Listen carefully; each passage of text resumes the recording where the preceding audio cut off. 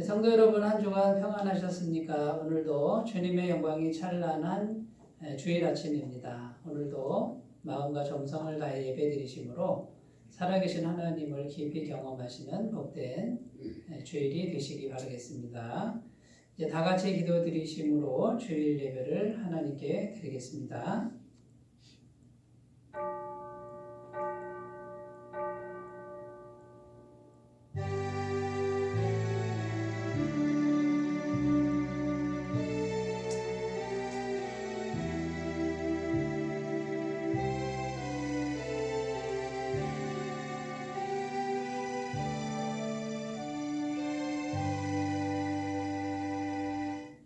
이날은 여호와께서 정하신 것이라. 이날에 우리가 즐거워하고 기뻐하리로다. 여호와여, 구하옵나니 이제 구원하소서.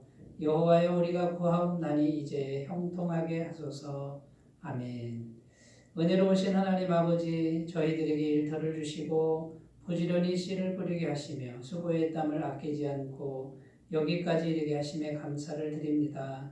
무더운 여름을 지나 이제는 우리가 애쓰며 가꾸었던 모든 일들이 결실로 익어가는 계절이 되었습니다. 봄과 여름이 지나는 동안 최선을 다하여 살게 하시다가 오늘은 이렇게 거룩한 주일을 맞이하여 예배의 자리로 불러주시니 감사합니다. 세상의 모든 땀과 눈물과 수고를 내려놓고 이 시간 오직 주님만을 바라보며 평안 중에 예배할 수 있도록 인도하여 주시옵소서. 성령 하나님께서 이 시간 함께하여 주시기를 소원합니다. 우리의 마음을 붙들어 주시고 주님을 향한 마음이 되도록 인도하시며 영과 진리의 예배가 되게 하여 주옵소서. 예배의 시종을 주님께 의탁드리며 우리 주 예수님의 이름으로 기원하옵나이다. 아멘. 다 같이 찬송가 44장 찬송을 함께 부르겠습니다.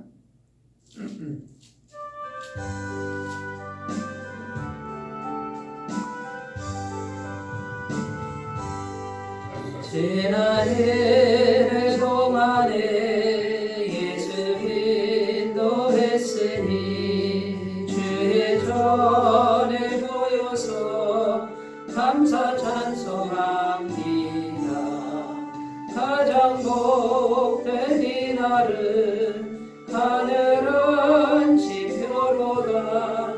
가장 복된 이날은 하늘은 지표로다. 주의 복로 힘입어 은혜 주신 때에 화목하게 하시고 죄를 벗겨주소서. 세상 걱정 버리고 은혜 받게 하소서. 세상 걱정 버리고 은혜 받게 하소서. 하나님의 이름을 찬송하러 왔으니 모임 중에 계시고 영광 나타내소서. 기쁜 하늘 잔치에 참여하게 하소서.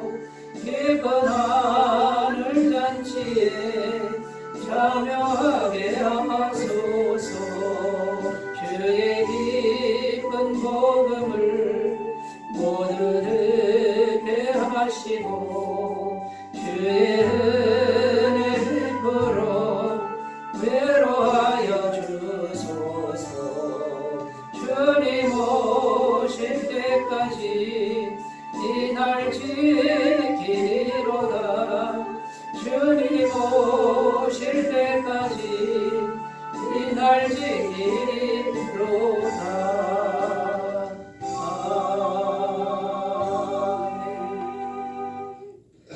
사도신경으로 신앙 고백을 하나님께 드리겠습니다. 나는 전능하신 아버지 하나님 천지의 창조주를 믿습니다. 나는 그의 유일하신 아들 우리 주 예수 그리스도를 믿습니다. 그는 성령으로 잉태되어 동정녀 마리아에게서 나시고 본디오 빌라도에게 고난을 받아 십자가에 못 박혀 죽으시고 장사된 지 사흘 만에 죽은 자 가운데서 다시 살아나셨으며 하늘에 오르시어 전능하신 아버지 하나님 우편에 앉아 계시다가 거기로부터 살아있는 자와 죽은 자를 심판하러 오십니다. 나는 성령을 믿으며 거룩한 공교회와 성도의 교제와 죄를 용서받는 것과 몸의 부활과 영생을 믿습니다. 아멘. 하나님 말씀은 사사기 2장 1절에서 5절 말씀입니다. 사사기 2장 1절에서 5절 말씀입니다.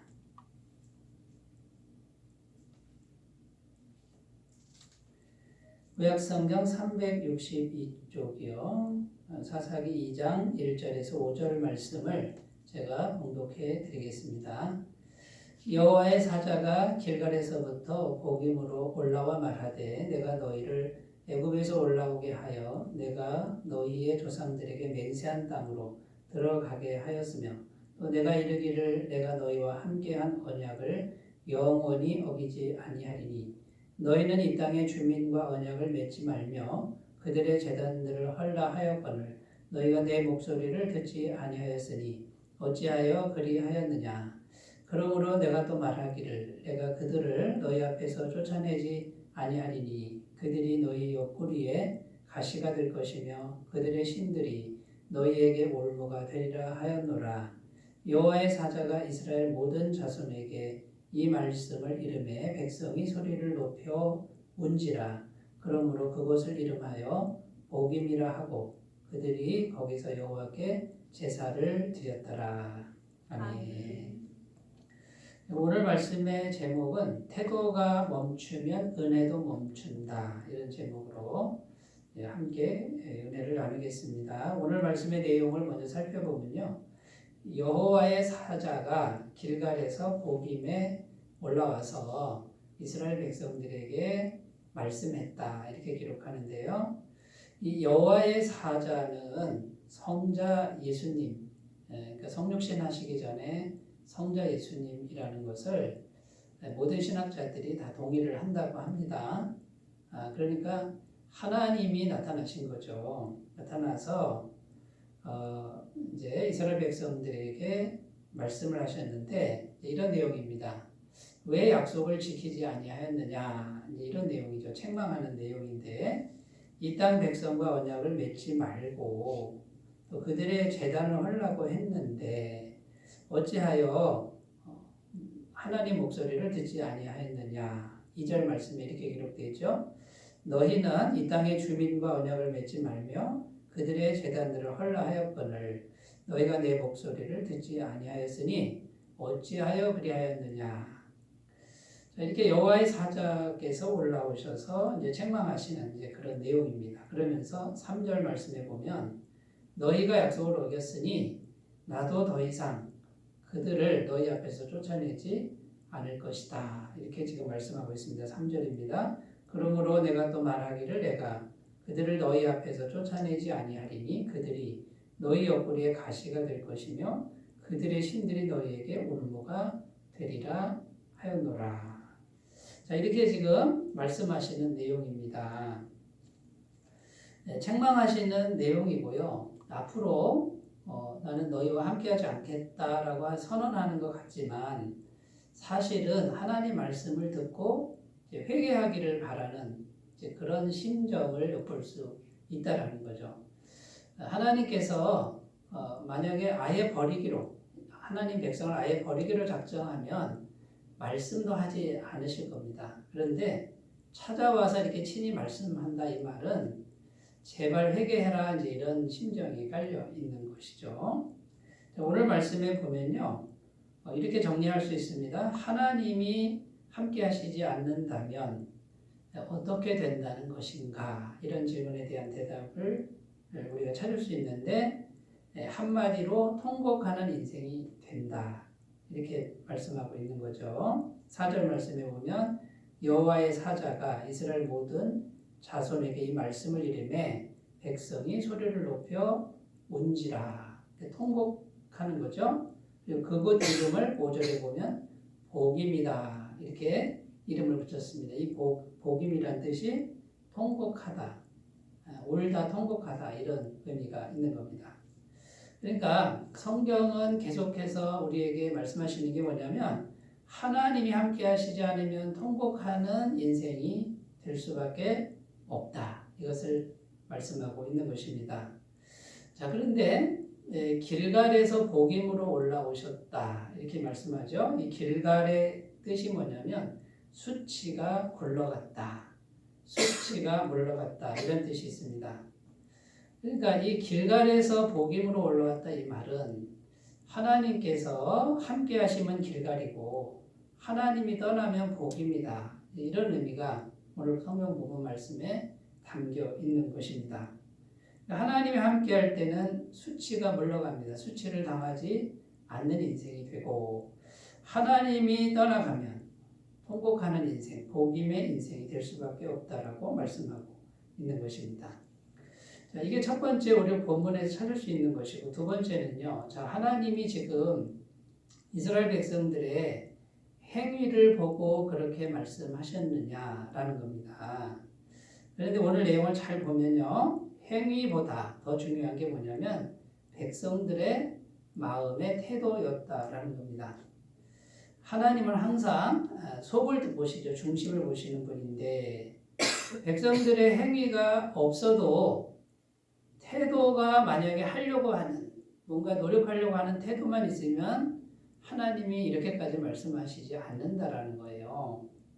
우리가 행위로 잘 못할 때가 많죠.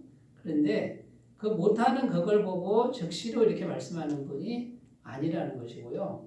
잘 못해도 마음으로는 태도로는 어떻게든지 하려고 하는 그 태도만 있으면 은혜를 베푸시는데 이스라엘 백성들이 이 태도마저 없어졌다라는 거죠. 마음의 의지가 더 이상 없는 상태를 의미합니다. 그리고 현실에 타협하고 안주하기로 아예 마음 먹은 상태. 그래서 그 마음 중심을 보니까 아예 이제 의지가 전혀 없는 상태를 보시고 너무나 답답한 나머지 길갈에서 복임까지 올라와서 이렇게 이제 말씀을 주시는 것이다라는 것이죠. 자, 그래서 여러분 오늘 설교 제목이 태도가 멈추면 은혜도 멈춘다. 이런 내용이 오늘 본문 말씀에 담겨 있는데 우리가 어떻게든지 행위로는 잘 못해도 마음의 태도만큼은 살아있어야 된다는 거예요. 뭔가 하려고 해야 된다는 거죠. 말씀을 지키려고 그러고 그 다음에요. 죄와의 싸움을 싸우려고 어쨌든 마음으로 우리가 이걸 잃어버리지 않는 마음의 태도를 갖고 있어야 은혜가 우리에게 올 수 있다라는 것입니다. 그런데 아예 태도마저도 죽은 상태로 이렇게 만들어버리면 하나님의 은혜도 멈춰버린다. 이런 내용이라는 것이죠. 그리고 하나님은 그 마음의 태도를 보시고 굉장히 슬퍼하시고 안타까워하신다라는 것을 우리가 마음에 꼭 간직하셨으면 좋겠습니다. 자, 그러면 우리가 정신을 차리고 마음의 태도를 새롭게 해야 되겠지요. 자, 그러면 현실이 너무나도 촉박하고 어렵습니다. 이때 우리가 마음의 태도를 어떻게 가져야 되냐면 첫 번째 우리 가져야 될 태도는 우리 앞에 있는 대적은 오직 주님이 물리치신다라는 태도를 유지해야 된다라는 겁니다. 우리 앞에 있는 현실적 문제는 오직 주님이 해결하신다라고 하는 마음의 태도를 간직해야 우리가 이 마음의 태도가 약해지지 않을 수 있다라는 것입니다. 주님께서 대적을 물리치지 않고 내가 물리쳐야 한다고 생각하니까 어떻게 되겠습니까? 내가 할 수 있는 건 하겠지만 내 생각에 할 수 없다라고 하는 거는 그냥 못하고 주저앉아 버리는 거죠. 그런데 하나님께서 내 앞에 있는 대적을 대신 물리쳐 준다라는 생각을 계속하고 있으면 마음의 태도는 어떻게 됩니까? 마음의 태도는 이제 새롭게 도전할 수 있는 이제 그런 근거가 될 수 있다라는 것입니다. 여러분 현실적으로는 현실적으로 보면 이스라엘 백성들이 가서 직접 싸워야 됩니다. 전쟁을 해야 됩니다. 그러면 우리 육신의 눈으로 봤을 때는 이스라엘 백성들이 싸워서 이기는 것 같습니다만 성경은 한결같이 말씀합니다. 이스라엘 백성들이 쫓아내는 게 아니고 이스라엘 백성들과 함께 하신 하나님이 쫓아내는 것이다. 이렇게 말씀하고 있다라는 거죠. 예를 몇 가지만 들어보면요. 이스라엘 백성들이 애굽에서 구원받은 것. 여러분, 애굽의 종살이를 400년 이상 했습니다. 거기서 200만 명이 넘는 사람들이 어떻게 구원을 받습니까? 이집트라고 하는 바로 왕이 절대 그 엄청난 인력을 내놓지 않지 않습니까? 그런데 구원을 해냈고 빈손으로 온 것도 아니고 은금 패물을 받고 소와 양, 짐승들 다 데리고 나오는 구원을 자기 힘으로 한 게 아니잖아요. 전능하신 하나님이 기적을 10개의 재앙을 베풀어서 구원해 냈다라는 거죠. 그리고 홍해를 누가 갈랐습니까? 홍해 바다가 인간의 힘으로 갈라지는 겁니까? 하나님께서 갈라주셨다는 거예요. 그런데 하나님이 육신의 눈에는 보이지 않는 것이죠. 그러나 그 하나님이 이스라엘 백성들과 함께 하셨기 때문에 결국 보이지 않는 하나님이 함께 하시니까 하나님이 대적을 물리치는 거고 하나님이 홍해를 가르신다라는 것입니다. 광야에서 40년간을 이스라엘 백성들이 생활을 합니다. 뭘 먹고 삽니까? 어떻게 삽니까? 그런데 하나님께서 하늘에서 만나를 내리시지 않습니까? 40년을 매일같이 만나를 내리시는 분이 하나님이십니다. 이스라엘 백성들이 육신의 눈으로 보면 자기들끼리 산 것 같아도 하나님이 공급하시는 것으로 살았다는 거예요. 여러분, 오늘 우리들도 마찬가지입니다. 우리가 우리 힘으로 사는 것 같아도 우리가 열심히 해서 뭔가 먹을 게 생기는 것 같아도 성경은 하나님이 허락하셨다라고 증언하고 있는 것을 꼭 기억하셨으면 좋겠습니다. 가나안 땅을 정복하는데 여러분, 가나안 땅을 육신의 눈으로 보면 여호수아가 이끄는 이스라엘 백성들이 들어가서 전쟁을 해서 차지하는 것 같습니다. 그러나 성경은 분명히 말씀합니다. 하나님이 함께 하셔서 하나님이 정복하시고 하나님이 이기게 하셨다라고 증언하고 있는 것입니다. 여러분, 우리 마음의 태도가 어떤 태도가 되어야 되냐면 하나님이 언제든지 나와 함께 하셔서 내 앞에 있는 대적과 현실적인 문제를 하나님이 해결하신다라고 하는 이 마음의 태도가 항상 있으면 하나님의 은혜는 마를 날이 없을 줄로 믿습니다. 자, 그러면 우리가 해야 될 일이 뭐냐면 첫 번째는 하나님의 전능하신 능력을 날마다 묵상해야 된다라는 것입니다. 출애굽기 14장 13절에서 15절 읽겠습니다. 모세가 백성에게 이르되 너희는 두려워하지 말고 가만히 서서 여호와께서 오늘 너희를 위하여 행하시는 구원을 보라. 너희가 오늘 본 애굽 사람을 영원히 다시 보지 아니하리라. 여호와께서 너희를 위하여 싸우시리니 너희는 가만히 있을지니라. 이게 무슨 내용이냐면 이스라엘 백성들이 홍해 바다 앞에 서 있을 때 하나님께서 홍해 바다를 이렇게 갈라주십니다. 거기를 지금 마른 땅을 건너듯이 건너는 그런 장면입니다. 하나님의 전능하신 능력을 이스라엘 백성들에게 하나님이 보여주시는 거예요. 그리고 왜 보여주시는 걸까요? 하나님을 향한 마음을, 믿음을 가지라고 보여주시는 거라는 거죠. 오늘날 이 출애굽기 말씀이 우리에게 성경으로 와 있습니다. 이것을 왜 우리가 오늘 읽어야 됩니까? 그 말씀을 읽음으로 인해서 하나님의 전능하신 그 능력을 우리 마음속에 간직하기를 원하는 겁니다. 그래서 하나님의 전능하신 능력을 날마다 묵상하면 어떻게 됩니까? 우리 마음의 태도가 내 앞에 있는 대적이나 현실적인 문제를 하나님께서 얼마든지 해결할 수 있다라는 믿음의 태도가 될 수 있다라는 것이죠. 그러면 하나님이 그 마음 중심을 보시고 언제든지 은혜를 베푸실 수 있는 그런 상태가 된다라는 것입니다. 여러분, 그러므로 하나님의 전능하신 능력을 날마다 묵상하시는 그런 삶이 되셨으면 좋겠습니다. 두 번째 해야 될 일이 뭐냐면 하나님께 순종을 결단하고 엎드려 기도하는 겁니다. 자, 길갈이라는 오늘 지명이 나오는데 길갈에서 있었던 유명한 이야기가 있죠. 길갈에서 여호수아가 이스라엘 백성들에게 뭘 행하냐면 할례를 행합니다. 여러분, 요단강을 기적처럼 건넌 후에 이제 전쟁을 코앞에 두고 있습니다. 지금 여리고성을 점령해야 되는데 여리고성은 난공불락의 요새입니다. 최선을 다해 싸워도 점령하기가 힘든 성인데 하나님께서 갑자기 여호수아에게 이렇게 말씀하시죠. 뭐라고요?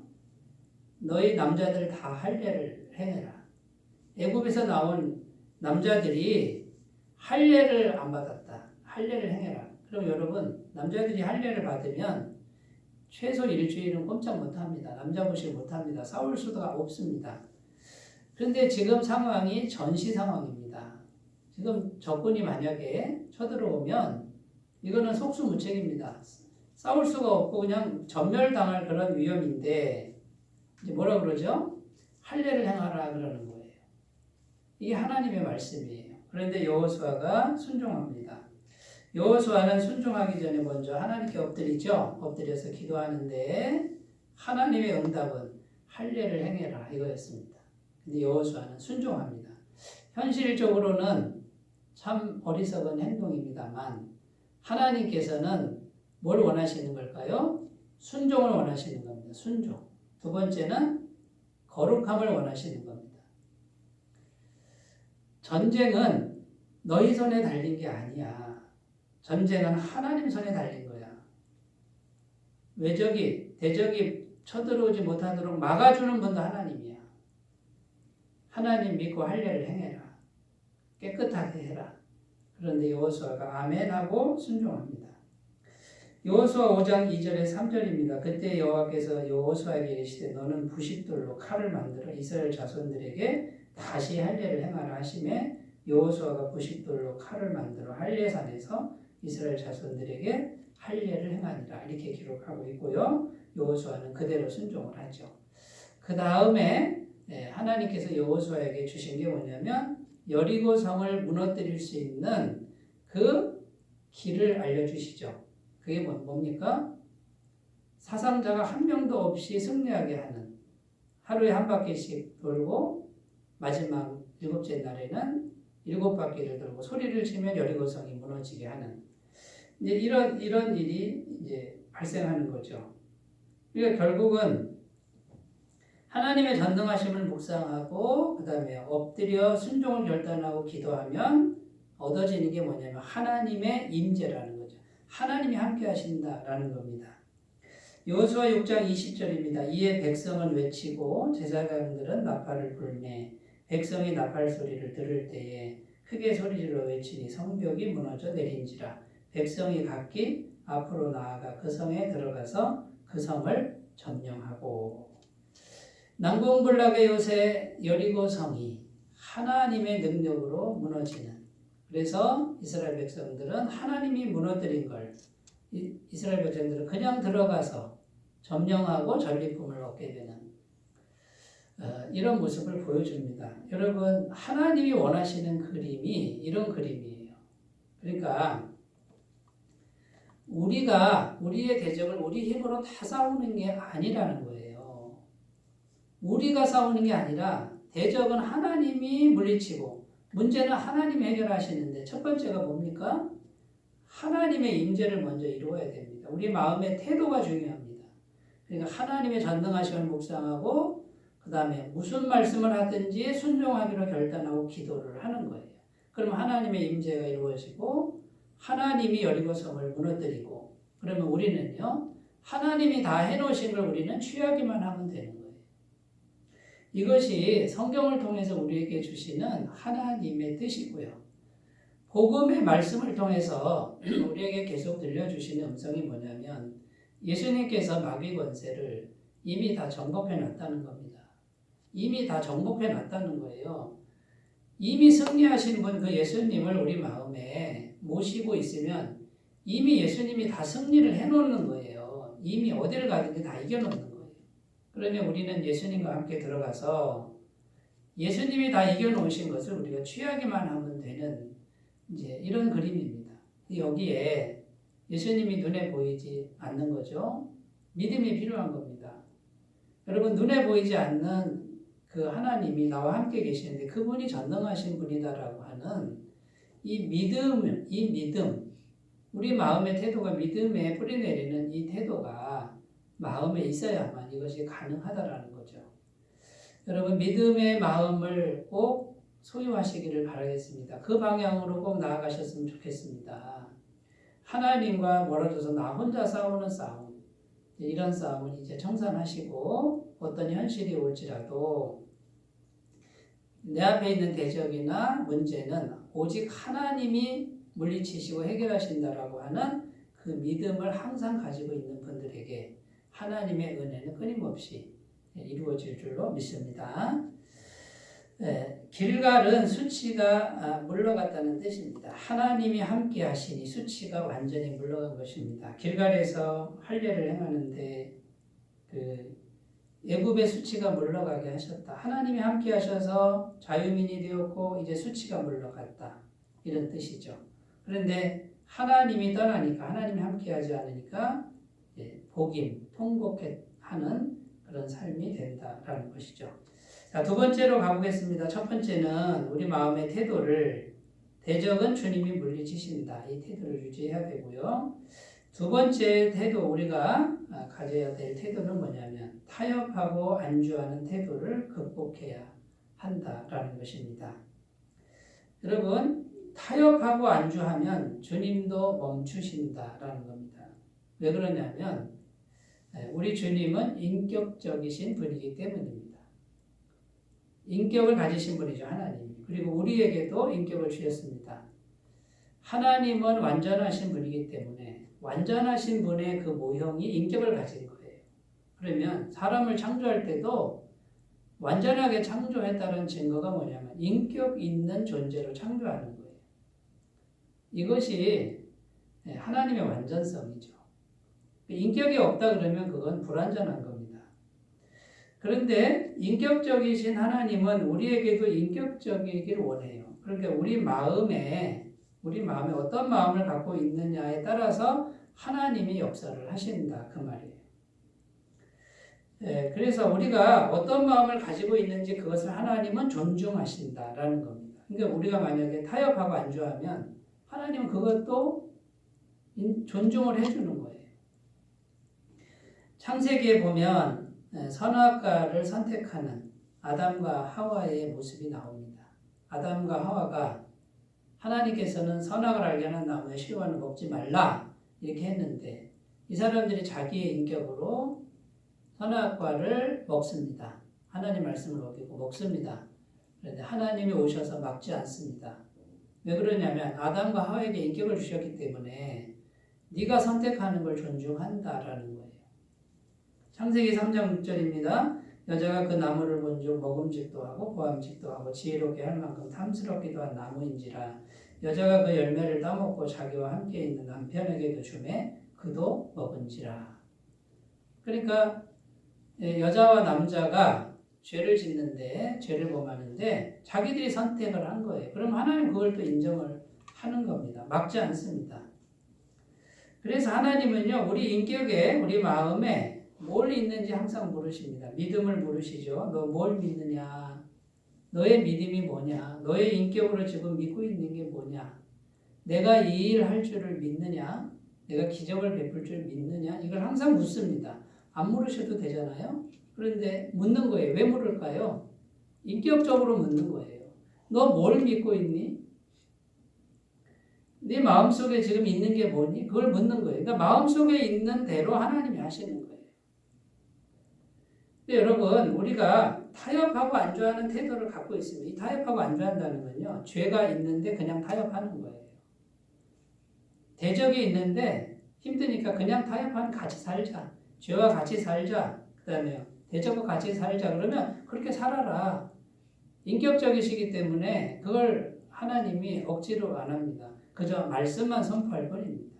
말씀으로 권면할 뿐입니다. 여러분 그러므로 우리가 이 타협하고 안주하는 태도 우리가 뭘 새롭게 살 수 있겠어. 지금까지 한평생 이렇게 살았으니 그냥 그대로 살자. 어제도 그렇게 살았고 그저께도 그렇게 살았으니 그렇게 살던 대로 살자라고 타협하고 안주하는 한 하나님의 은혜는 더 이상 오지 않는다라는 것입니다. 그러니까 우리가 어떻게 해야 되죠?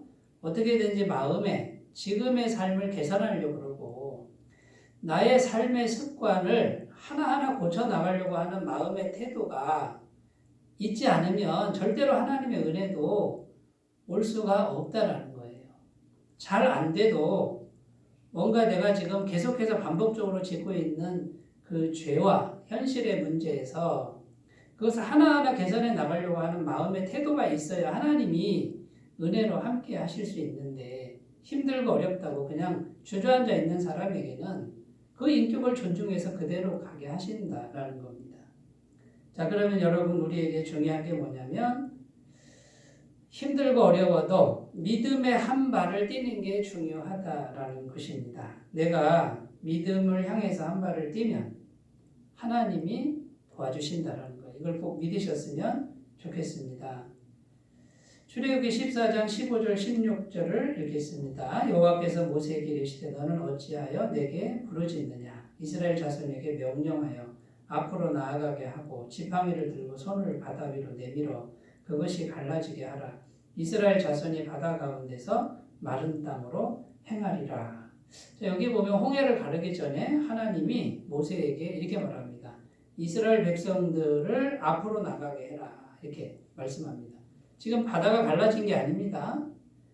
홍해 같은 문제가 바로 눈앞에 있습니다. 그런데 하나님 뭐라 그럽니까? 이스라엘 백성들을 바다를 향해 한 발을 뛰게 해라 그 말이에요.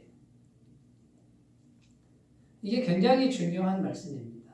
여러분 우리가 바다 같은 문제, 홍해 같은 문제가 현실적인 문제가 그 대적이 우리 앞에 있을 때 하나님을 믿고 내가 믿음의 한 발을 뛰어보는 거예요. 계란으로 바위치기 같은 현실적으로는 그런 생각이 들죠. 그러나 믿음을 가지고 한 발을 딱 뛰면 어떻게 하셨습니까? 하나님이 오셔서 홍해를 가르지 않습니까? 여러분 이것이 하나님이 원하시는 그림이에요. 그런데 수많은 신앙인들이 자꾸 타협하는 거죠.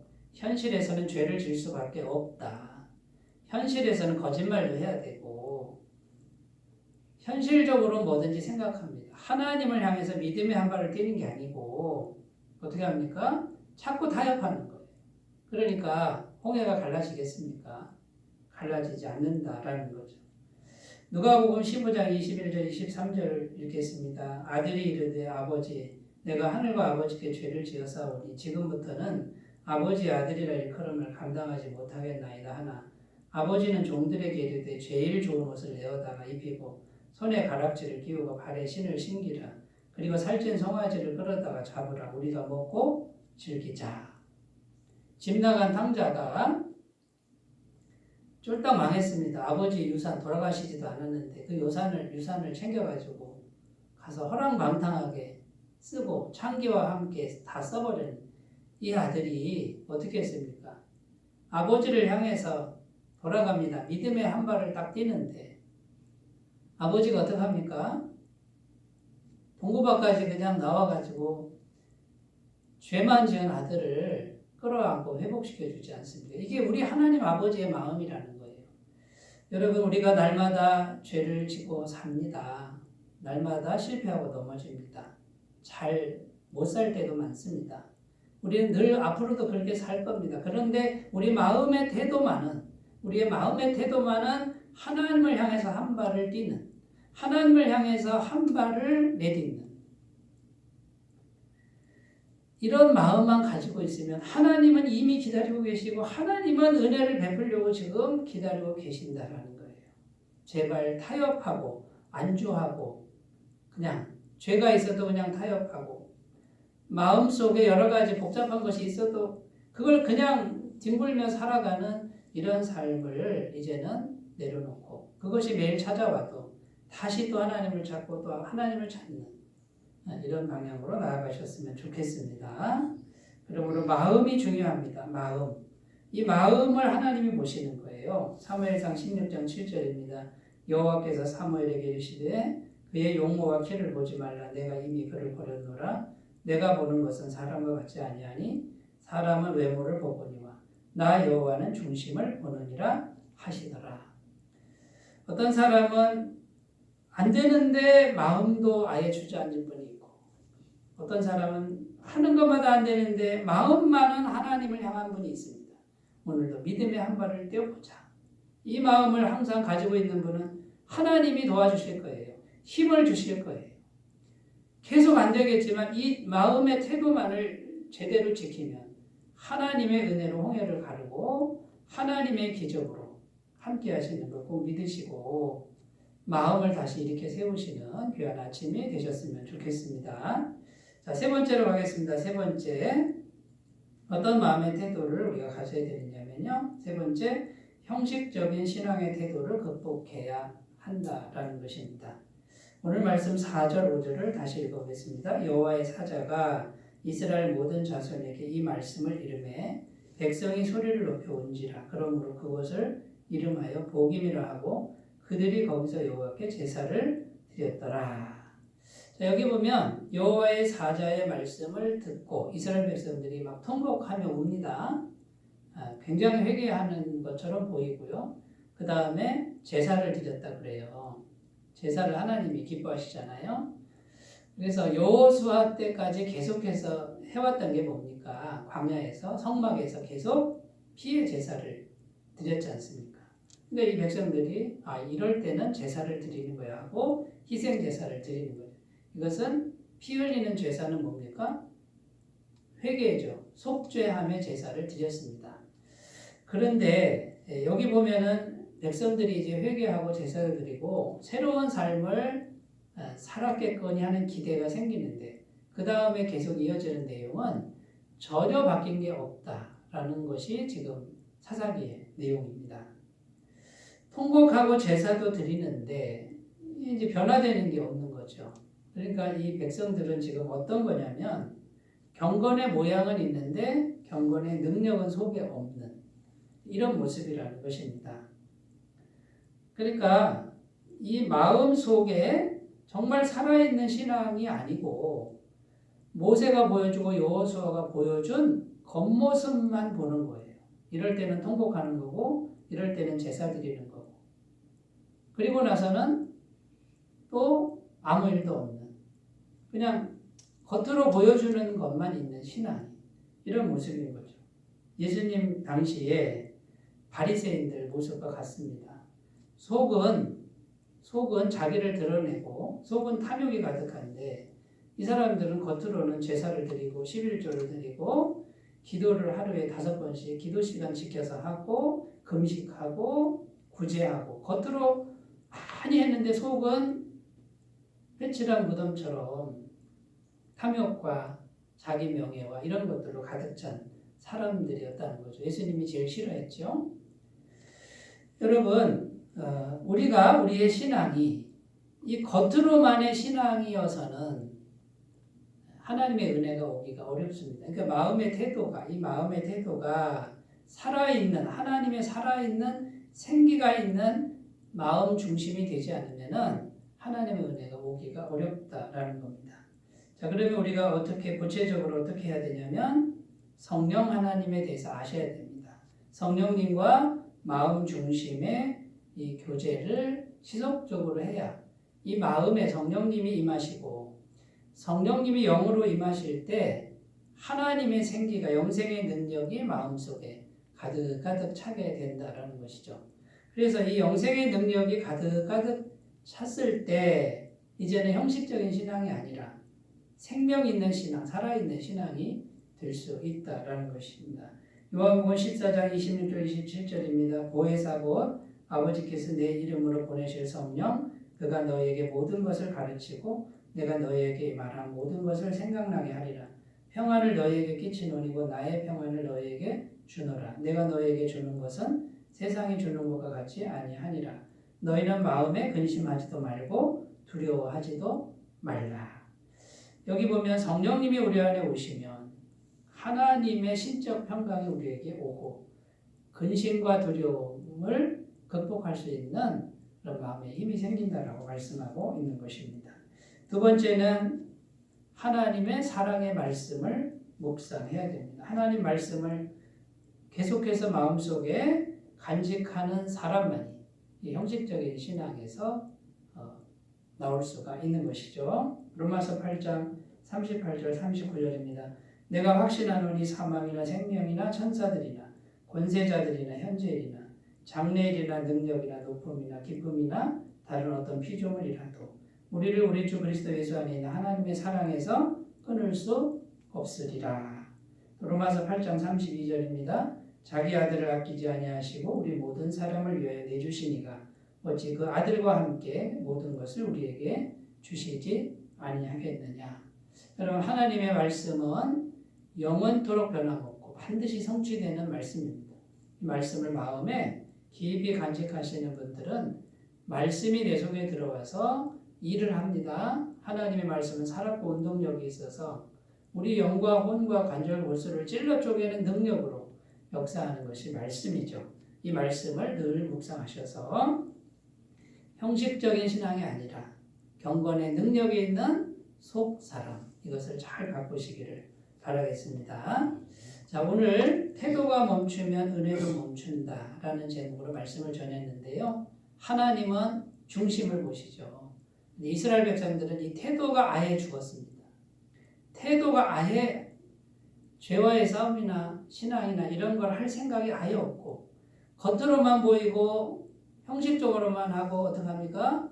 그냥저냥 살아가는 그 마음의 태도, 이것 때문에 은혜가 단절되고 사사시대가 되고 복임의 인생으로, 통곡하는 인생으로 전락했다라고 성경은 증언하는 거, 이것을 꼭 기억하시고 다시 믿음의 한 발, 마음을 다시 신앙 쪽으로 한 발을 더 뛰시는 귀한 결단이 오늘 있으셨으면 좋겠습니다. 기도합니다. 하나님 아버지, 하나님께서는 우리에게 대단한 것을 요구하지 않습니다. 잘 못할 때가 99%나 됩니다. 그러나 믿음의 한 발을 떼었을 때, 정말 힘들고 어려울 때, 하나님을 향해 한 발 떼었을 때 돌아온 탕자를 맞이하듯이 맞아주시는 주님인 줄로 믿습니다. 오늘 하나님 말씀을 듣고 우리 모두가 다시 하나님을 향하여 믿음의 한 발을 뛸 수 있는 결단이 있게 하여 주옵소서. 예수님의 이름으로 기도드립니다. 아멘. 찬송가 357장 부르시겠습니다. 357장입니다.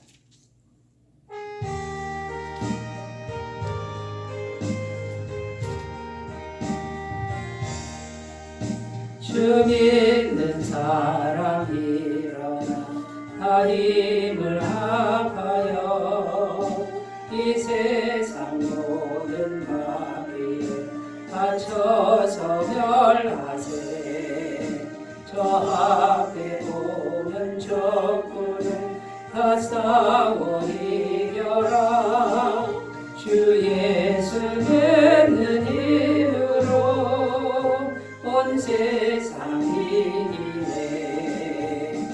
믿음 이기네. 믿음 이기네. 주 예수를 믿음이 온 세상 이기네.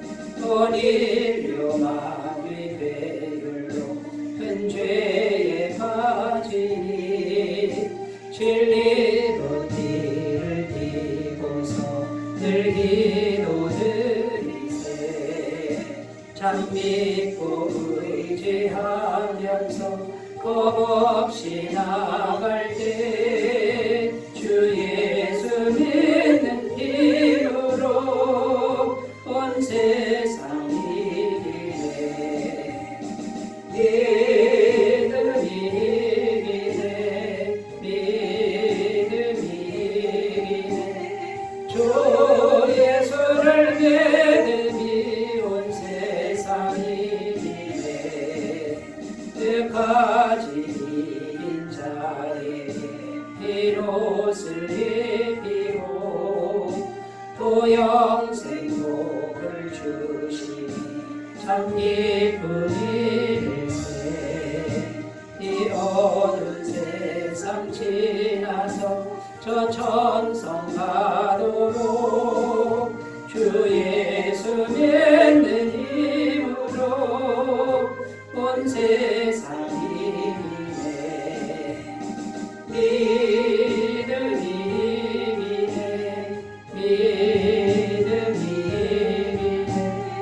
주 예수를 믿음이 온 세상이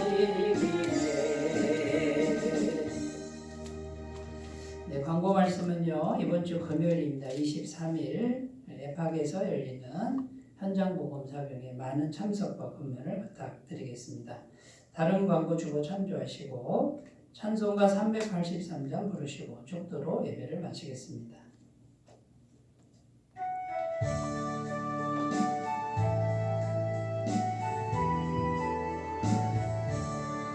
눈을 들어 산을 보니 돈 어디서 오나 천지지은 주 하나님 나를 도와주시네 나의 발이 실족지 않게 주가 깨어 지키고 택한 백성 항상 지켜 이리 보호하시네 도우시는 하나님 내게 그늘 되시니 낮에와 밤에 다 너를 삼지 않겠네 내게 벌을